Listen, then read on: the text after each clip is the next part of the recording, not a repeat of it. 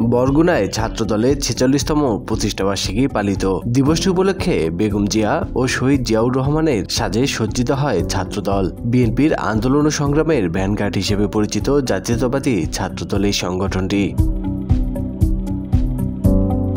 বুধবার বরগুনা জেলা ছাত্রদলের সভাপতি সজীব ও সম্পাদক নজরুল ইসলাম রনির নেতৃত্বে সমাবেশ করেন সংগঠনের নেতাকর্মীরা।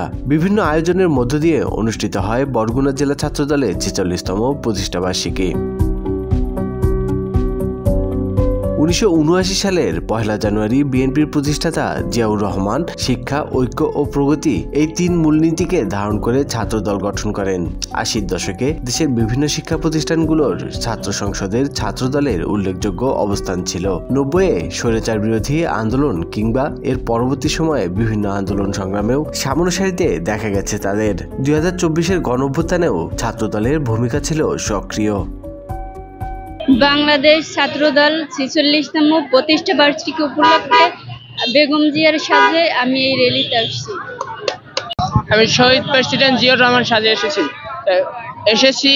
আমাদের বাংলাদেশে জানেন যে তৎকালীন সময়ে খাদ্য সমস্যা ভোগান্তি হয়েছিল, তখন শহীদ প্রেসিডেন্ট জিয়াউর রহমান নিজে একটি প্রকল্প নিয়েছিলেন, খাল কাটা প্রকল্প। সে যখন খাল কেটেছিল তখন আমাদের বাংলাদেশে দ্বিগুণ খাদ্যশস্য এসেছিল।